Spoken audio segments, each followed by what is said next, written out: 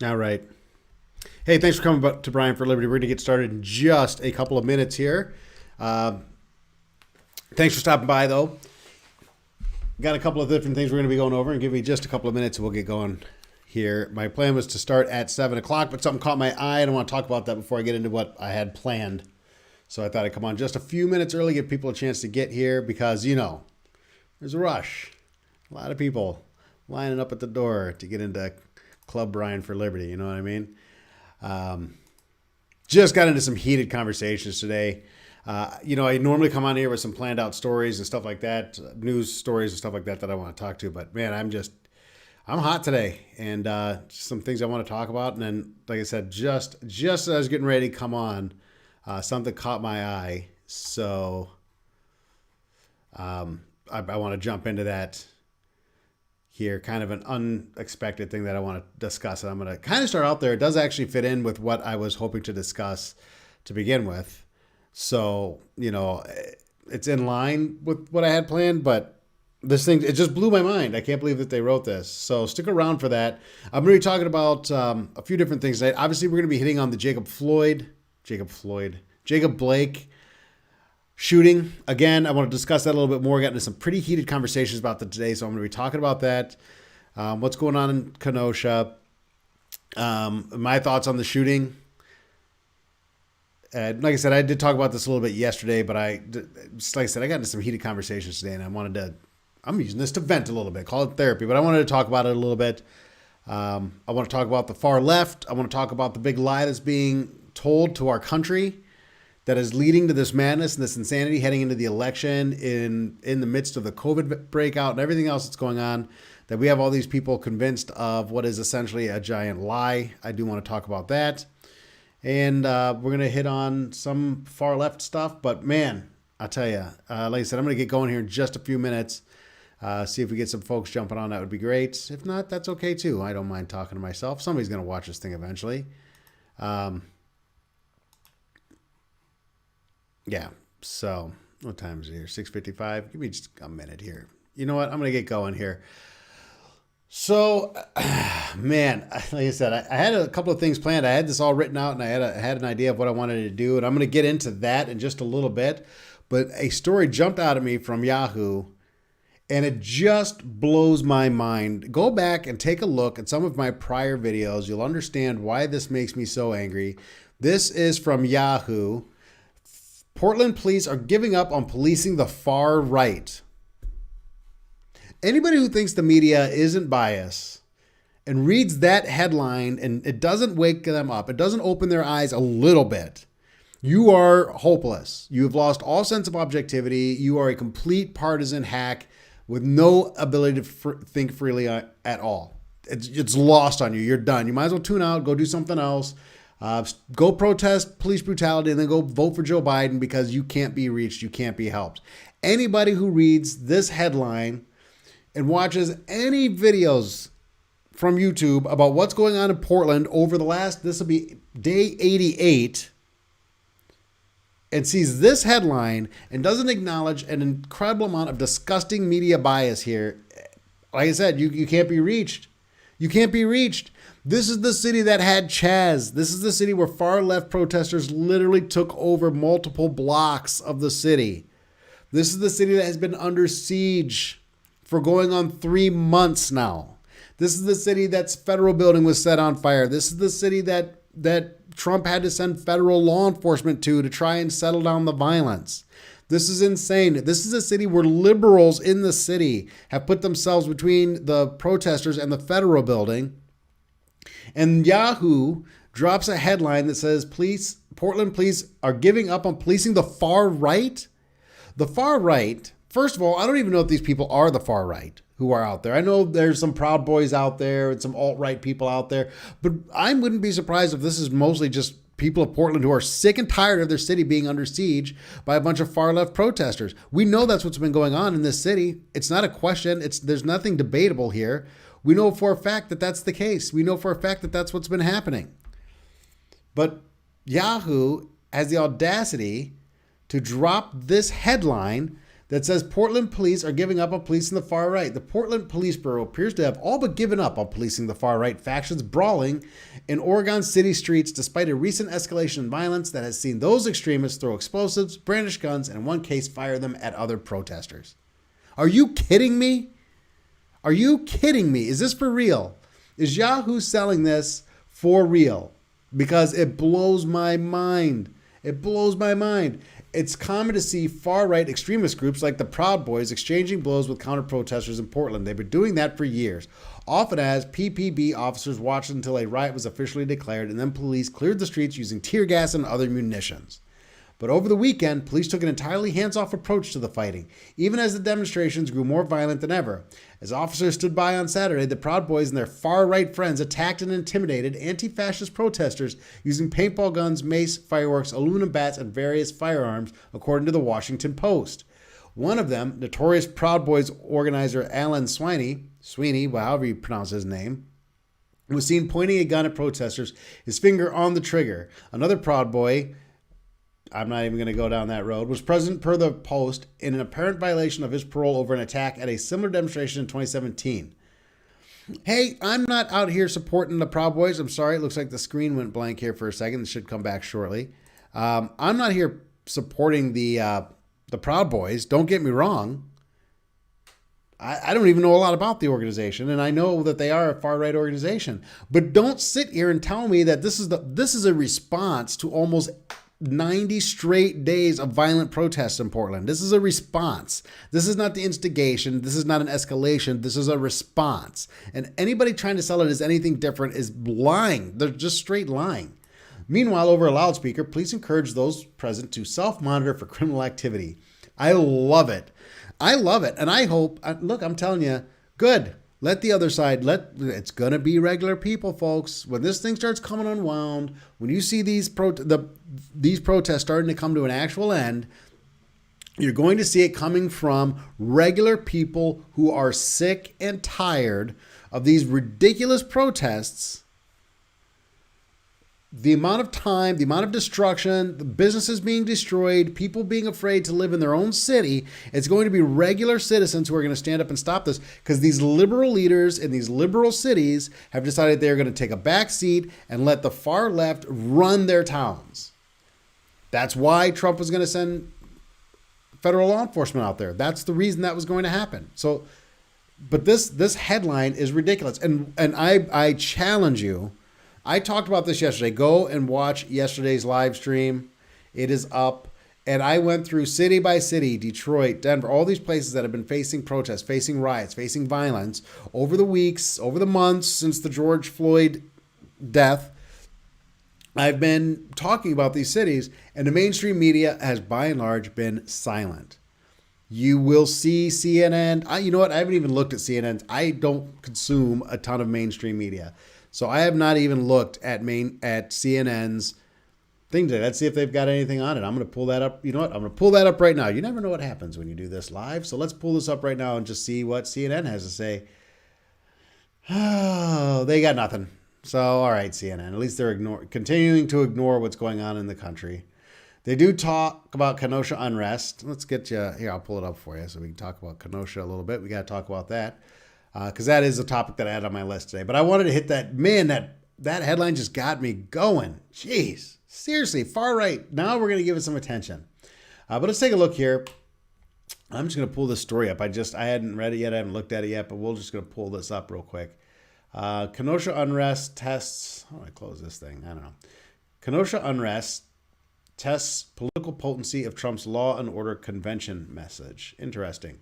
Unrest in Wisconsin following the police shooting of Jacob Blake in Kenosha has quickly turned into a political flashpoint in one of the nation's most important swing states. President Donald Trump and the GOP are using this week's Republican National Convention to shine a spotlight on violence and property damage that has resulted from some of the protests over racial injustice and police brutality this summer as fires have raged in Kenosha on consecutive nights.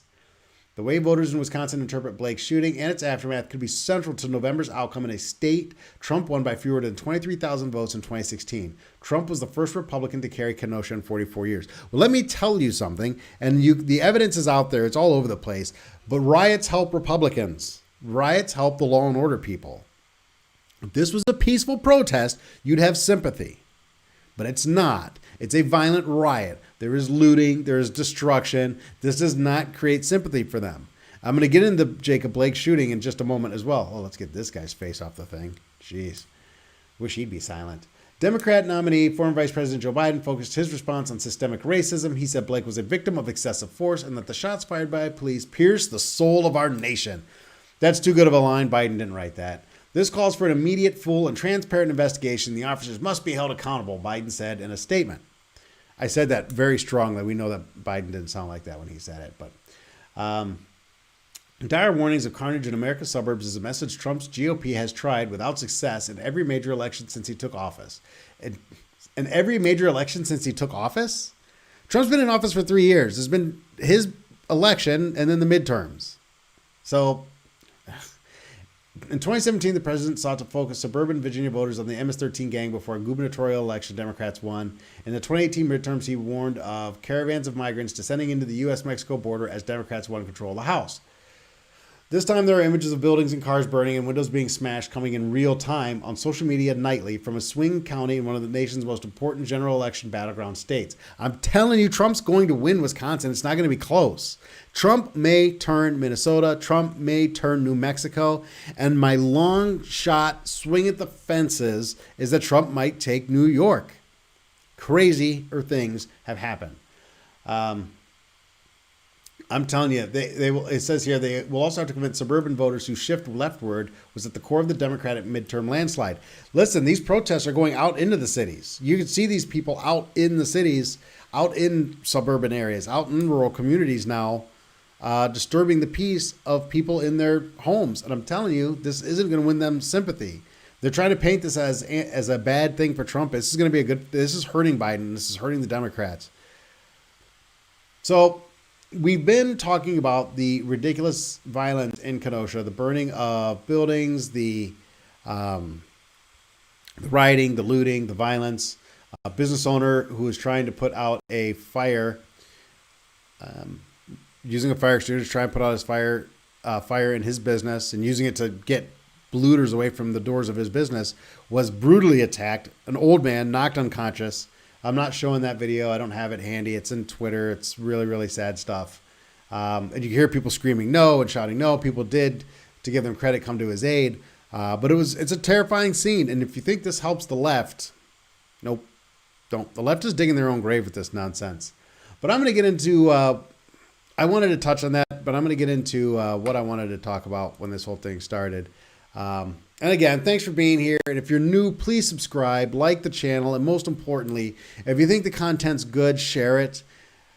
There's a lot of bad information out there. And look, I'm not sitting here trying to convince you that I'm the world's greatest newsman, but I'm trying to do things in an unbiased manner. I'm trying to get a different perspective out there a little bit and try and break through some of the nonsense that we're hearing from the mainstream media. Like I said, this Yahoo story just caught my eye right before coming on here, and it's insane. It's insane stuff. But let us talk about the shooting of Mr. Blake. And look, I've been going over and over this, and I've gotten into some pretty heated confrontations over this thing today, and it has really got me going.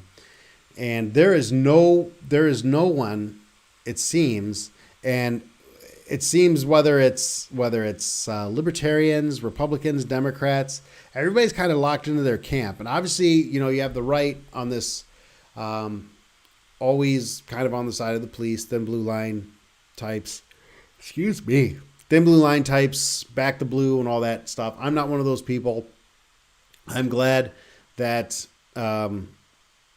George Floyd's killers are in prison facing charges. I want justice for Breonna Taylor. The Elijah McClain was a tragedy, completely mishandled by the police. There should have been criminal charges there as well. I'm not a back the blue, thin blue line guy. All right. So when I get into this, I want it from a place of perspective that I am not one of these thin blue line. I'm always going to support the police no matter what kind of people. But when it comes to Mr. Blake, there's a couple of things that we have to keep into consideration. After Kenosha suffered a second night of protests in the wake of his shooting, I said it yesterday and I'll say it again, these protests are completely unjustified. Now, in the past, I haven't shared graphic videos here. I've told you that they're there. I've shown you maybe a screenshot, but I've never done a graphic video on here. But I'm going to share one today because I think it's important. So stick around in just a minute. I'm going to bring a video up. But we need to be able to look at these things with some level of objectivity. Let's understand who Jacob Blake was. That's where we have to start, okay? And I know that some of you are going to say dragging his name through the mud after the fact, that's a right-wing tactic. It justifies police shootings, so on and so forth. And I understand that sentiment. However, we also have to understand that we have to understand that in a scenario like this, in a town like Kenosha, given his history, the police knew who this man was. That's important. I'm sure he's well known to Kenosha police. His history makes him a threat in this scenario. There's an active warrant out for him. He has 3 domestic abuses against him. He has a 3rd-degree sexual assault, which is a felony, which is rape, essentially, against him. The police wrestled him to the ground. There's additional video already out. The police did wrestle him to the ground. They did tase him. They tried to use non-lethal to contain him. He broke free, walked around the vehicle, and reached into the car. At that point, the shooting became justified, which means these protests are ridiculous and unjustified. Let me explain. And like I said, I'm going to share this video with you. It is graphic. It is disturbing. It's about 4 minutes long. I'm playing the whole thing because I think it gives there's an amount of perspective that's to be gained from watching the whole thing. When you put it in the context of what happened to Mr. Blake, I feel like this video is important. I do not know how to put the sound on here. But this is from a couple of years ago. This is a traffic stop in Pennsylvania. The state troopers pulled this gentleman over. Let me see. We'll move through this thing a little bit so we're not... Hold on here. I'm going to move us through this just a little quicker. So they get him out of the car here, and they're doing they did a field sobriety, which he failed. It was pretty clear that he failed the field sobriety. So they're getting ready to take him into custody. Searching him, doing the typical, all the things you're supposed to do when you're getting ready to take this guy into custody. You can see, obviously, he's inebriated. So let's see, we'll move forward a little bit here. So let's see here. We'll skip back to where they started to try and take him into custody. Now they're telling him to step over to the vehicle, to put his hands on the trunk of the car. You can see that he's resisting. And so here comes the struggle. Now that officer pulls out his taser. He gets knocked down, but they do get the taser shot on him, and the taser does take him down. So they drag him out of the street, obviously for his own safety and theirs. They get him behind the vehicle. They're still tasing him.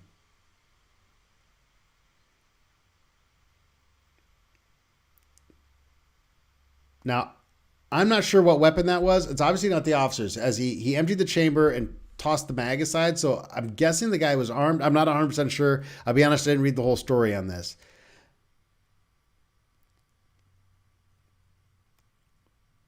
The man they're yelling at him to stop struggling. They're yelling at him to quit resisting. Now, I want you to keep in mind, now this guy's they're trying to subdue this man. Now, this is going to, if you took that video clip by itself, which is what we often see, these 4-second clips, you take that clip by itself, it's like, oh, look, they're beating this man on the ground. They're trying to subdue this man.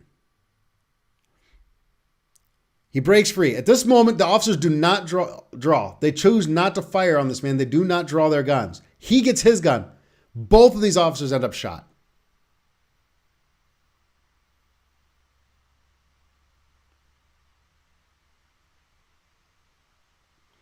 They chose not to draw when he reached into his vehicle. You understand? They chose not to draw when he reached into his vehicle. They both ended up shot on the side of the road.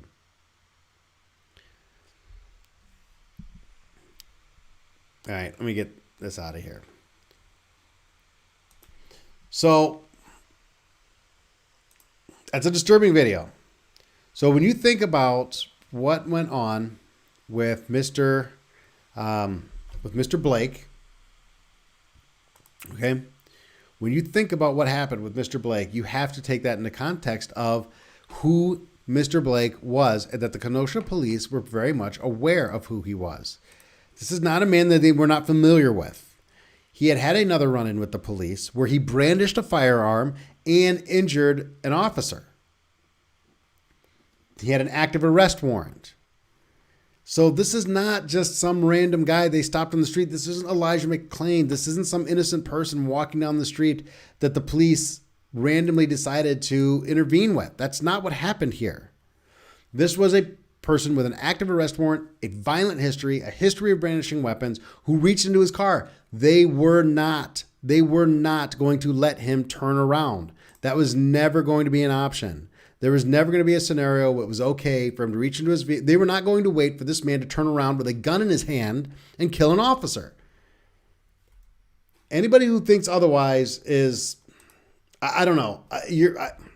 Like I said, I've gotten into some pretty hot arguments on this one today. And it's a total indoctrination. There is no justification anymore for the police to enforce the law if the suspect happens to be an African-American person.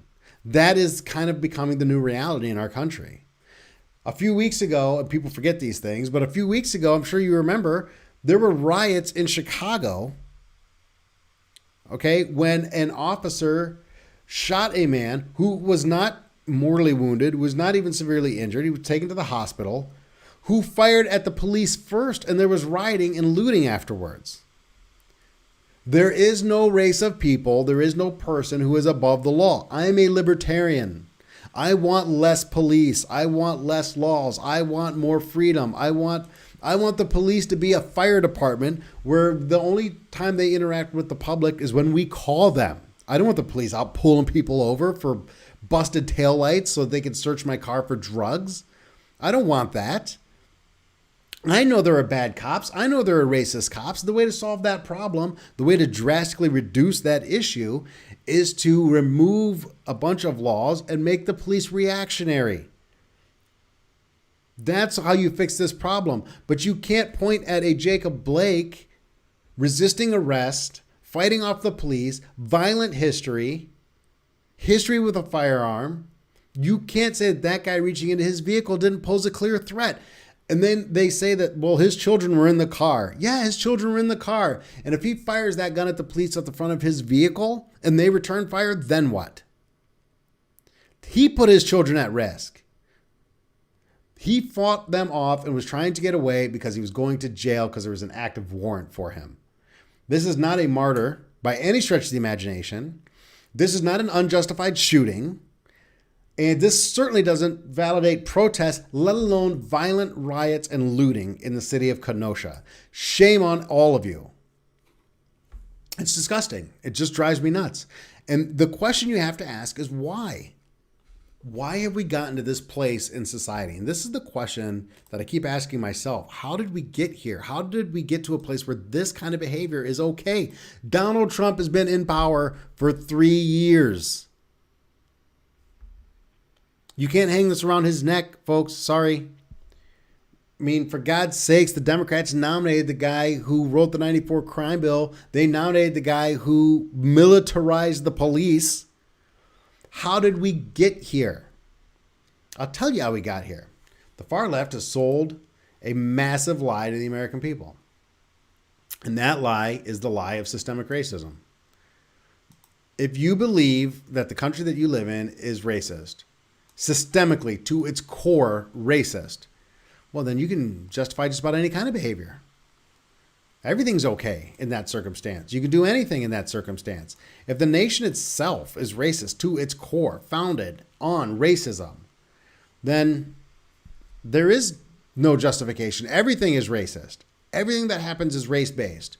That's why they don't talk about white people being killed by police, because that kind of destroys the narrative a little bit. They've got to sell this idea of systemic racism. If our entire nation is racist, if the entire system is built for and by white people and is designed to elevate white people above blacks and all other minorities and oppress a massive portion of our population, if our system is designed for that, then yes, violent riots, protests, these are all very justifiable actions because our nation is evil to its core, because racism is evil to its core. And they have convinced enough foolish, empty-headed progressive liberals that this is true, that this kind of behavior gets a pass. that there isn't a circumstance where the police acted properly if the victim, he's not a victim, if the suspect is a black man. That's where we've gotten in this country. And it's all built on the lie of systemic racism. It needs to end. It's up to us. It's up to the people who don't believe it to fight it. And you get shouted down. People are afraid. You don't lose your job for being a far leftist. I could go into my job tomorrow, look my boss in the face and call him a racist. I'm going to be perfectly fine. But if he were to fire me, he's got to be terrified that I'm going to sue. People talk about systemic racism. They say, well, you're less likely to get a call back if you have a black sounding name. Hell yeah, you're less likely to get a call back.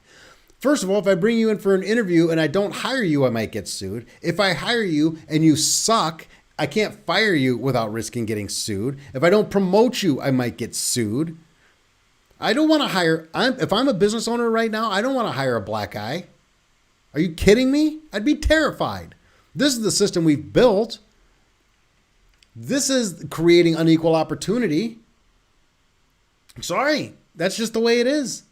If you hire a white guy and he sucks, you fire him. You bring a white guy in for an interview and you don't hire him. It's over. You hire a white guy and you promote somebody else. It's over. It's done. You want to talk about unequal opportunity? Look, every action has consequences. And we've created an environment where police can't enforce the law if you're black. If you're a boss, I'm seriously, man. If you were a boss, if you're a white guy and you're a white guy running a business and you've got black employees, how comfortable are you disciplining that person? Or a woman for that matter. Would you take a meeting, a one-on-one meeting with a woman? If you were a male boss and you had to take a disciplinary meeting with a woman, would you take that meeting by yourself? Of course not. You'd be terrified.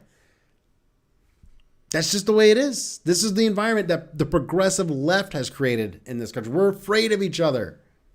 We can't communicate with each other. We can't talk to each other. And everything has ill intent behind it.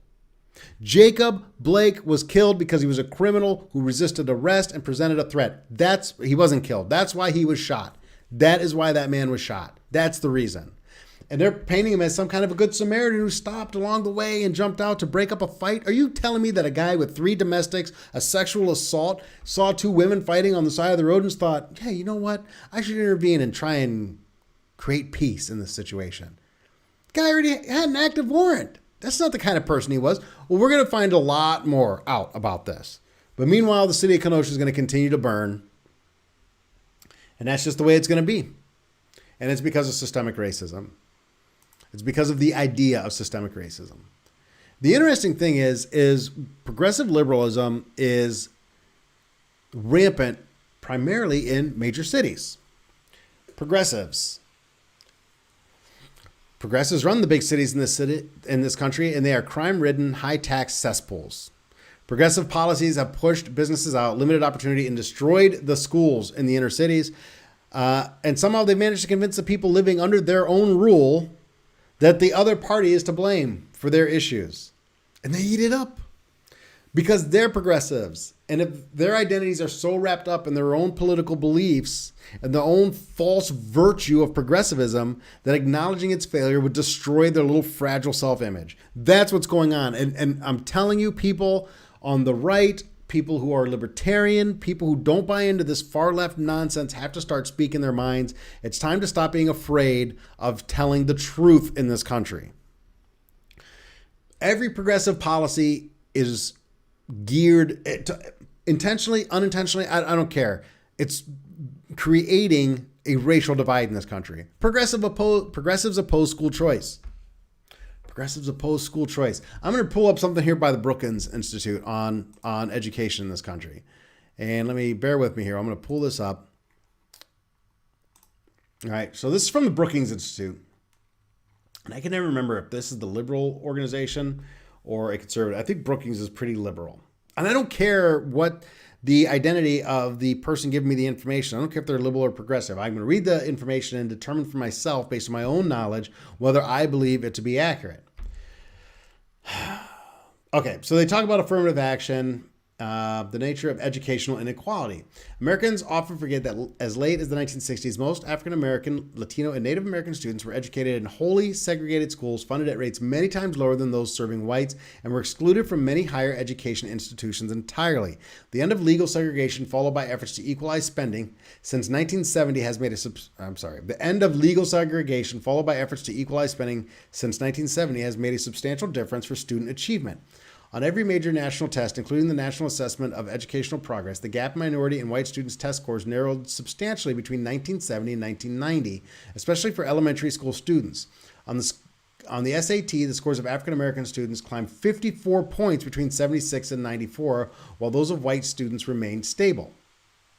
Even so, educational experiences for minority students have continued to be substantially separate and unequal. 2/3 of minority students still attend schools that are predominantly minority, most of them located in central cities and funded well below those in neighboring suburban districts. Recent analysis of data prepared for school finance cases in Alabama, New Jersey, New York, Louisiana, and Texas have found that on every tangible measure, from qualified teachers to curriculum offerings, schools serving greater numbers of students of color had significantly fewer resources than schools serving mostly white students. School choice is the answer to this question.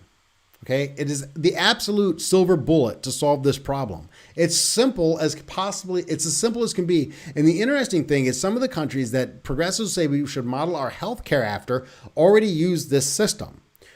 Give the parents the money and let them choose where they want to educate their kids. And when I've run for office twice as a libertarian, and I've pushed this idea both times, and the most staunch defenders of our current system are, you guessed it, white liberal women in suburbs, in rural communities. And they don't push this because they don't want, they're not racist. They're not opposing this idea because they're racist. They're opposing this idea because they're very, very satisfied with their schools. And their kids aren't stuck in one of these crappy inner city schools, which continue to have an incredibly high level of segregation in this country. This is a progressive policy. This is an absolute ironclad part of leftist doctrine. Thou shalt not touch the public schools. This isn't about the kids. This is about the teachers' unions. This is why they're so protective of the public school districts. They can't afford to lose teacher union votes, teacher union money. It has nothing to do with the kids.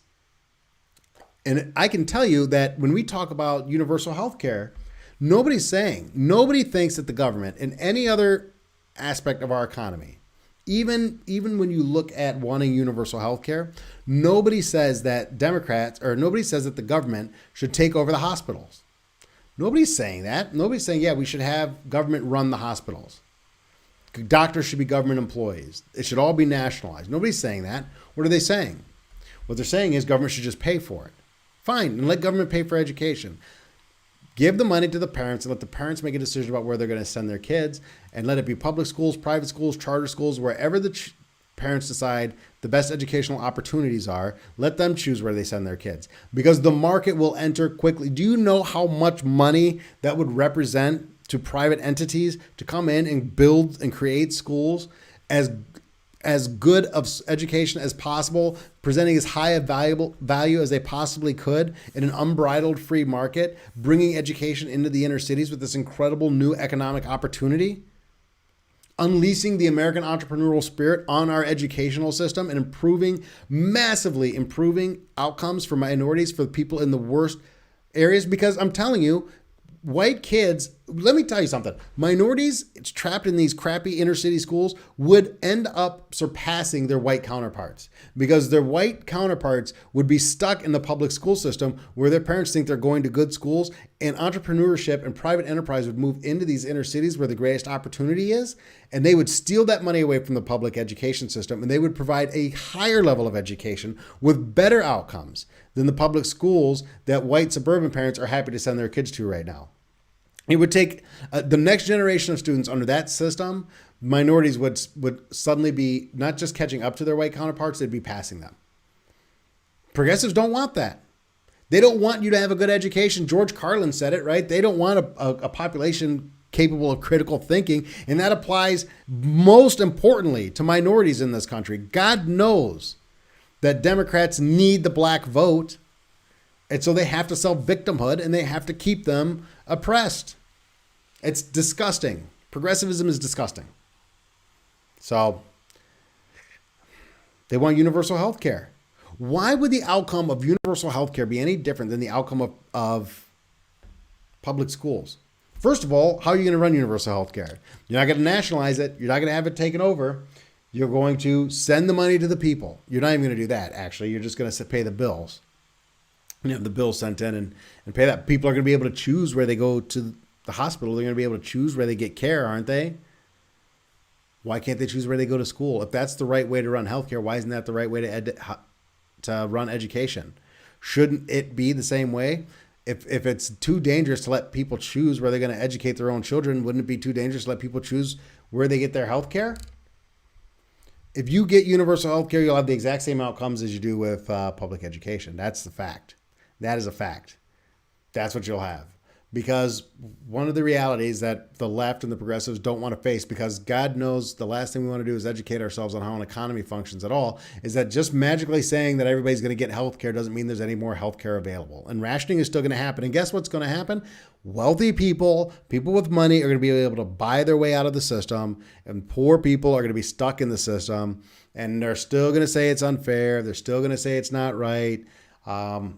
And they'll find a way to, through some form of tax. Well, what'll happen is because it'll be so poorly managed because it's government, care for minorities will probably actually get worse. And you'll see all these rich white people getting this great care. Now we're going to tax them even more because there's no way we can pay for the system to begin with. We're going to tax the crap out of these people to prop up a system that they've destroyed. So that's universal health care. That's progressivism. We've got to be on the lookout for this, folks. We got to be on the lookout for this because it's not going to get better. It's going to get worse. Because at the end of the day, another black person is at some point going to commit a crime. And the police are going to intervene. And somebody's going to get shot. And we now know that if the police enforce the law and the suspect happens to be an African American, that it doesn't matter anymore. That there's going to be riots and protests. Whenever there's a crime, whenever the suspect is an African American, if the police have to enforce the law, there's going to be riots. That's what I'm seeing.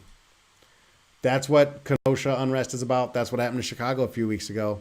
This guy in Chicago literally shot at the police first. They returned fire and there were still riots. And the media, we know where the media is. We know what the media thinks about this.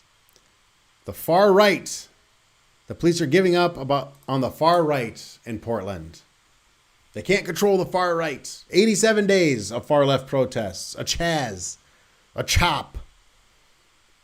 6 blocks, I think. It was 6 blocks, 12 blocks, whatever. Taking over the Capitol Hill Autonomous Zone.